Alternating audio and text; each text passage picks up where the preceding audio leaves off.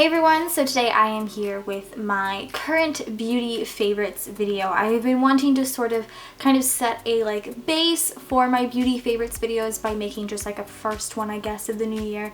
I'm just showing you guys some of my current favorite products, and then that way as I try new things on my channel, I haul things, I give my first impressions, do tutorials featuring those items.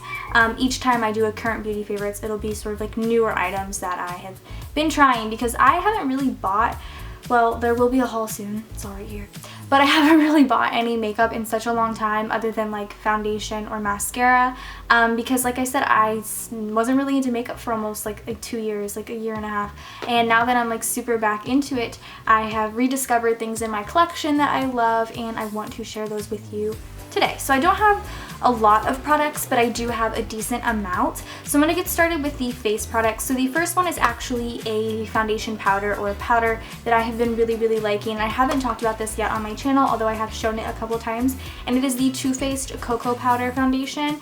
I was really interested in trying a new powder. For the longest time I was using translucent powders or no color powders, and I just felt like I wasn't getting the coverage that I really want, because I do want a little bit more coverage, and those just kind of set your face. So Andrea recommended this a lot last year, so I went ahead and got it, and this is in the shade Fair.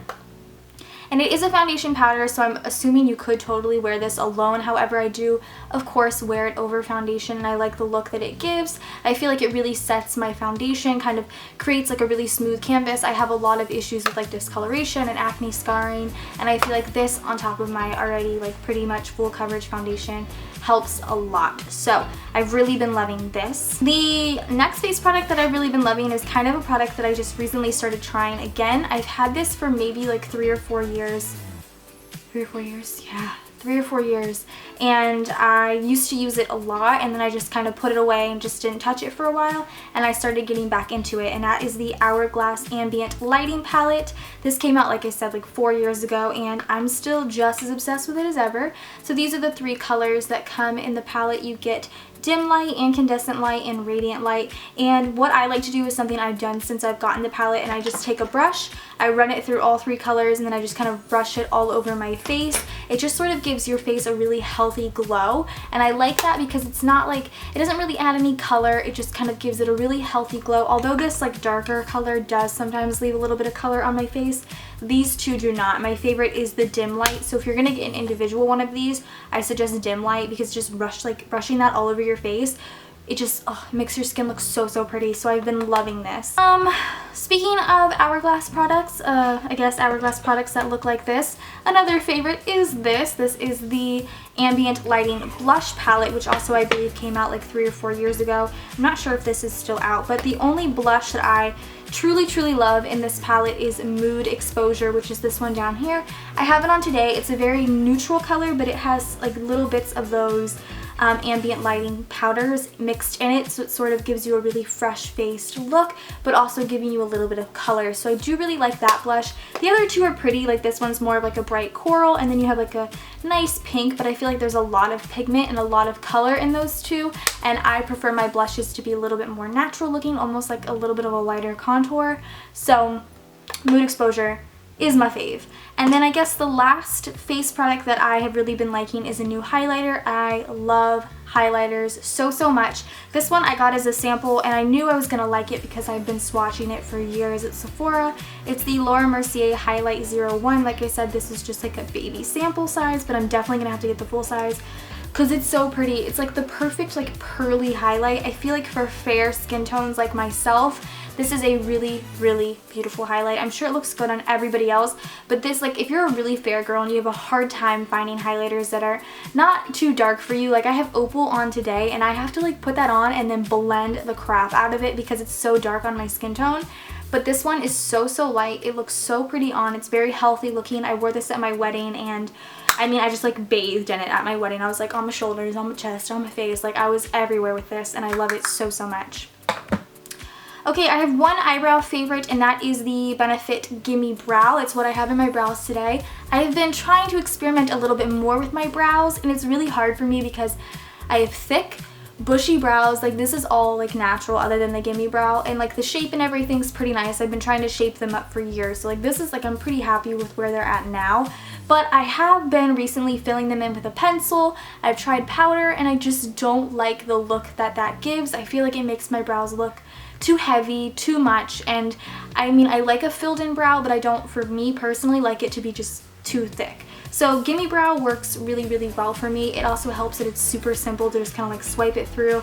It fills in the sparse spots so I don't have to worry about those, and then I also just use a clear brow gel on top. I'm sure this would be fine on its own, but I don't trust it, so I do clear brow gel on top just so they stay in place, but Benefit's Gimme Brow has been really, really good to me. Okay, then I have two eyeshadow palettes that I have been reaching for, I feel, the most. The first one is the one I have on today and the one I've done tutorials on. I think my husband does my voiceover, I used it, and then my warm copper eye, I used it there as well, and it is the Morphe 25B palette. I do really, really like Morphe eyeshadows. I have the 35T palette as well, and I really love that. Those are like taupey, cool colors. This is like a kind of warmer palette, but there are also some cool colors in it as well. This is what it looks like. It's so, so pretty. I love this middle row of all of like those shimmery kind of almost foiled shades. I feel like those are really gorgeous. I have this one on today. If you can see, it's super, super pretty. I tried to go for a little bit of a cooler look today. I don't know how well I did. But like I said, I love these shadows. I think Morphe shadows are really nice, super pigmented, really blendable, and this palette's really inexpensive. I think if you use a coupon code, it comes out to like $17 or $18 maybe. I feel like that sounds about right. But yeah, Morphe eyeshadows are super cheap and they're really, really nice. So I've been loving this. And then the other palette that I've been using a lot that I don't think I've talked about on my channel before is the Too Faced Chocolate Bonbons palette. This palette's really, really cute. So, so pretty. But this is again more just like neutral-y shades. There is, you know, like a bright pink and like a purple in here, but I don't really go for, or blue, and I don't really go for those too often. I tend to stick to like this right here and then these up here, even this purple down here I play with a little bit. As you can see, Cafe Lay right here is one of my favorites. Alright, neighbors. But I also love these three right here, as well as the Bordeaux color here. Some of my favorites. These shadows are super nice, super blendable, really pigmented. I reach for this quite a bit. Then I have like S3 lip colors, but they're like just, I don't know, I'll explain in a minute. So I've just really been into Colourpop stuff lately for lips. I own a ton of Colourpop lip products, and they're right in front of my lip drawer, like the first thing you see when you open my lip drawer, so I just kind of reach for those just instinctively because I'm like, oh, they're right there, I'll just grab it. So I have a ultra satin lip, an ultra matte lip, and then a lippy stick here, and I've just been loving all of these. I have the ultra satin lip in Magic Wand on today. It's obviously a nude. I do prefer the ultra satins over the ultra mattes for obvious reasons. They don't dry out my lips as much and they still feel very comfortable. So I love these. I have a ton of these, but I also still really love the ultra mattes. Although they do dry out my lips quite a bit, I still love them. This one is in Midi, which is another nude. One Magic Wand is a little bit warmer than Midi. Midi is definitely more like pinky or cool, but I love both of them. Like I said, I have a ton of these in various colors and I love them a lot. And then like I said, I also love the Lippie sticks. The only one I truly reach for the most though is this one. It is in Skimpy. It is a glossy and it's perfect. It's like the perfect nude. If you were a Creme de Nude fan from MAC, which Creme de Nude is like one of my all-time favorite MAC lipsticks, you would love this. It's a super glossy, like satiny nude. It looks so good on. I've worn it quite a bit. I have a backup because I'm nervous I'm gonna run out of it, even though it's always stocked. I love this. And then last but not least, I do have another favorite that's a perfume subscription, and that is Scentbird. I just pulled it out of here, so that's why I have this. I'm sure you've heard of Scentbird before from a lot of people. It's basically like a subscription. You get to choose which fragrance you want. They have over 500 fragrances. They have a ton of options for you guys. So I have my February subscription here. I like the classic black one. They have a ton of different colors of these like outer casings, but I just like the classic black one because I can just throw it in my purse. It's really nice to just kind of switch out your perfumes. They come like this. You pop it in, close it shut. I have the Montail Intense Cafe perfume in, which is so funny.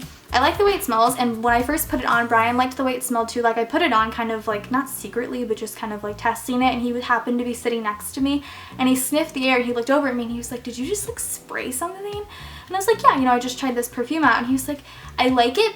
You smell like an old woman, but I like it. And I was like, So I don't know, this is a decent scent, but of course there's tons of other options as well for you. And I do have a 25% off code for your first one if you would like to try out Scentbird. That is it for my current favorites. I'm excited to do this video probably in a few months with some new products that I will hopefully try out. I have, like I said, a nice little stack right here of makeup that I've purchased, so you guys will definitely see a haul from me here soon. But I hope you guys enjoyed this video. Go ahead and subscribe to my channel if you're not already, and I will see you guys in my next video. Bye guys.